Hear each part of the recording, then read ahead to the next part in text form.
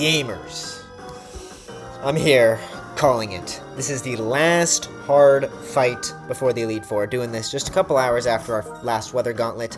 Trying to speedrun this game. This team is pretty crazy.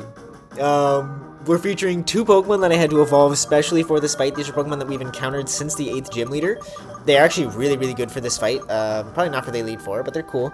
I'm really excited to be using Cloyster. I actually think Cloyster is so cool. Skill Link. This thing's awesome. It also could have had Shell Armor, but I talked about regretting my Cloyster encounter for a while. Regretting if I should have gone Cloyster Starmie path, and we've now used Cloyster and Starmie for multiple fights. So, very cool. Lapras hasn't come in a while. We've got some classics here, DC, Delaware, and Pennsylvania. Always coming back, making their returns. But North Dakota and Nevada getting a premiere. I've got a lot of energy for this fight. Pretty hyped. I've prepped it fairly well. There's a couple places things could go wrong. But we will be sacking a Pokemon. That is for utmost safety. This Aerodactyl is so hard to deal with. Focus Sash, Rock Head, Head Smash. It's plus speed. I only have one Pokemon in my entire box. It's not plus speed, it's just 130 base speed. Infernape is the only Pokemon in my entire box that outspeeds this thing, and obviously Infernape's gonna get one shot.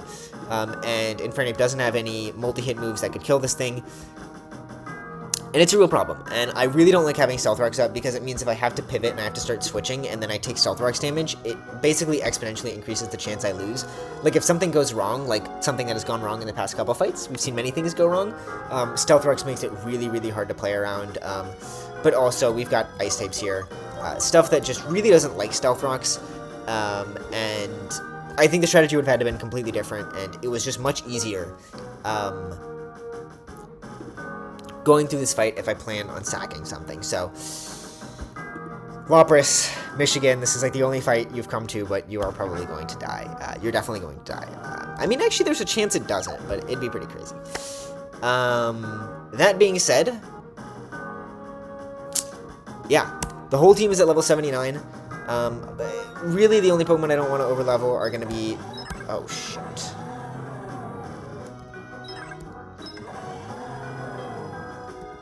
I'm going to give Lovedis the XP share. Lovedis doesn't need an item. And I cannot have Samurott overleveling. Yeah, I don't think Lovedis ever comes to E4. So I'm kind of fine if it overlevels. Sorry. You guys are seeing last minute prep. I didn't realize how close my Samurott was to overleveling. Not that I think Samurott is like a super high E4 contender, but I've seen some people bring it, and I would like to have that option. We've got some crazy items, some crazy abilities, some crazy strats here. So, here's Lance. I don't know why Lance is in this game at this point, but without any further ado, Dragon Spam team. Aerodactyl, one of the hardest leads in the game. This thing took me a long time to break and figure out what to do, but I think we've got it.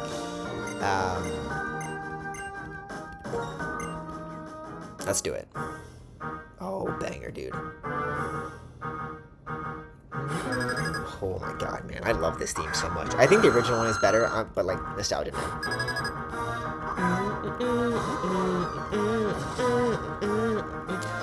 Lapras is always dead to Head Smash. Lapras is Never Melt, Ice, Ice Shard. You guys already know the plan. There are two ways Lapras can survive. Neither of these are necessarily good for the strategy or for the run, but they would be good if you live in Michigan. Ice Shard crit, Ice Shard high roll crit kills. Ice Shard crit kills about like 80 or 90% of the time, so that's one out. The other route is Head Smash. Head Smash I think is 80 or 85% accurate, which means there's a 10 or 15% chance that, yeah, that just happens. Now, if either of those things happen, I do still probably have to sack Lapras, because I'm going to have, like, I haven't planned that route, so we're just going to see what happens. Here's Ice Shard. Our plan that works pretty consistently has this not critting and Head Smash not missing.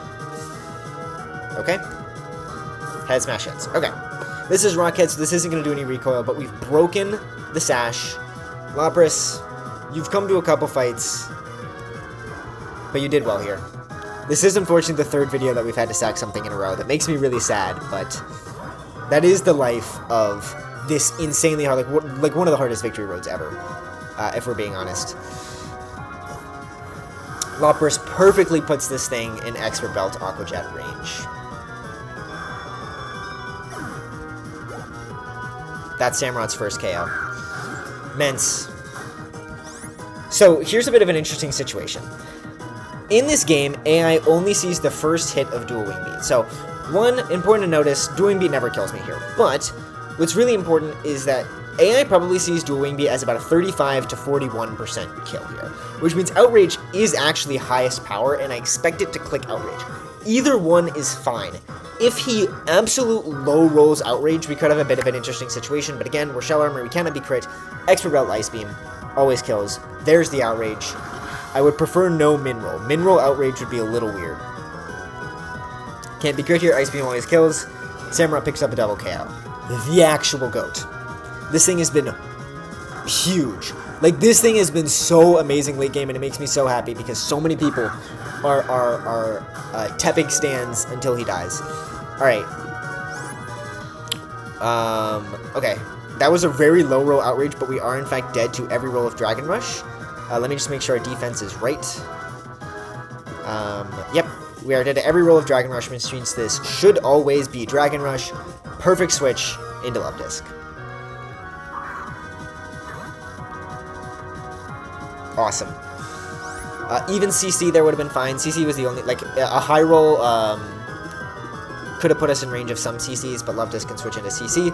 Love-Disc at 79, no item, right? We're running EXP share, just kills this thing. Love-Disc is crazy. Also a Pokemon that has just absolutely impressed me this run. We are going to see Charizard here. Charizard's coming in. Charizard's a little tough because Charizard has Iron Tail.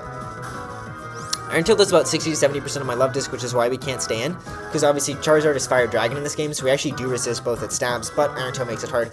Could be Iron Tail here. Again, Iron Tail crit kills me here, so I can't stand. Could also be Dragon Dance. But Cloyster has about one of the highest physical defense stats in the game, so it doesn't matter. We do see D-Dance. We could get into some Murky Waters here, I'll explain it. So we are Skill Link. Skill Link is really good here. Shell Armor is also good. I think either one would have been fine. But Skill Link is nice because it means we can run Rock Blast. 311 defense, by the way. Skill Link is really nice because it means we can run Rock Blast. Rock Blast, however, is 90% accurate, which means with Wide Lens, it is 99% accurate. Also, Rock Blast Min Roll into Ice Shard Min Roll doesn't kill. In contrast, this thing is Life Orb, which means Rock Blast into Ice Shard after it hits me once is always dead. I expect it to click Dragon Dance again here. Right now, I'm not dead to crit from anything. There's nothing it could do that could crit me, kill me, or anything, right? If you guys just want to see these, this is a +1 Charizard with Life Orb. Cloyster is just absolutely insane. So it could be Dragon Claw. I kind of expect it to be D-Dance, in which it's a little scary if we miss the range, or if we just miss Rock Blast. It does Dragon Claw. Never dead to crit here. This is perfect, because as long as we hit Rock Blast, we're good. Wide Lens Rock Blast only has a 1% chance to miss, so we're pretty good. There's a chance this doesn't kill. A pretty good chance this doesn't kill. But it's fine, because you're dead to Ice Shard. Final Pokemon from Lance here is going to be Dragonite. Oh, wait, no, sorry. Gyarados, not the final Pokemon yet. We're not there. I'm jumping the gun. So, Gyarados is a bit interesting. This thing could click D-Dance, and we get into some potentially scary situations. I do think I just take the switch, though. I'm dead to Stone Edge crit, and Stone Edge crit is a 1 in 8. Not that Cloyster's super important, but no reason to risk. Does click Avalanche. Wow, that's the worst possible situation. Are we serious? It still counts for Iron Barbs, though. That's awesome. I think, okay, so the AI is really weird with negative priority moves, where, like, Revenge, I think Payback and Avalanche all have, like, boosted priority for some reason. It's really weird. There's the D-Dance. But, you guys know Fairthorn. You guys know Pennsylvania here. If you thought Cloyster's bulk was crazy, if you thought Cloyster eating every single one of Gyarados, every single one of Dragonite's moves was crazy, I'm not speaking properly. Every single one of Charizard's moves was crazy. Let's just look at Fairthorn versus Gyarados. +1, +2, +3. Gyarados needs to be +4 to even see a chance at a 2-ko. Actually built different. This does nothing. He could flinch me, I guess.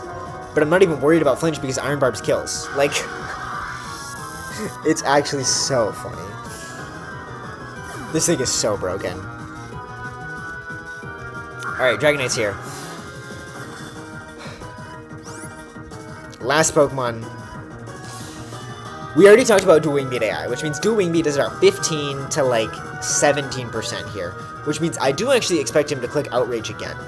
I am not. I am dead to Dual Wing Beat crit. I'm not dead to Outrage crit. Ever. But I'm just gonna protect. Protect is always the play here. He shouldn't Agility, but it doesn't really matter. It's Outrage. Okay. Because it's Outrage, there's no reason to switch. I always live here. Although I don't want to be put into a big rage, so I am just going to switch. This answer should be pretty consistent. This one's a little iffy. Probably my least consistent answer this run. There's the Outrage. So, the big note here is, again, we are relying on this weird Dual Wing Beat AI once again. Dual Wing Beat does a lot. Dual Wing Beat's a 2-co, actually. But, again, AI should see Dual Wing Beat as about 25 to 30% chance, 25 to 30% damage, which means Extreme Speed should be more. It does. Extreme Speed is more. Extreme Speed does 40, so we're not dead to crit here. If he crits me, that would be a little scary. This is through Multiscale, but Extra Ball Draining Kiss should heal us out of, I think, most rolls of E-Speed crit.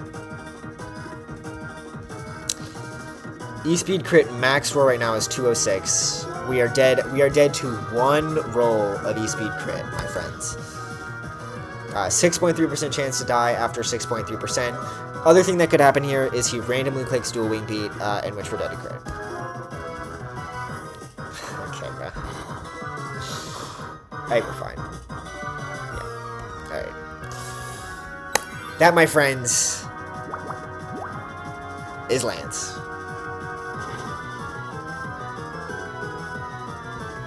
Good game, baby. The sun is so much brighter when... Oh, Leftis does overlevel. That's kind of sad. That's kind of tough. It should be fine. Leftis is basically dead.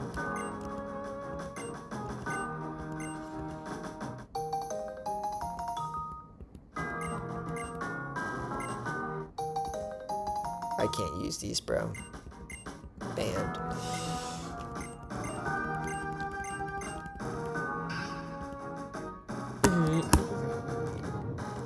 That, my friends, is Victory Road up to Hugh. We did have to sack Pokemon there. Just playing it safe. Those fights were hard, though. Like, I didn't even intend to sack a Pokemon right there against that second Weather Gauntlet. This game is the Silly 4 is just, it's ridiculous.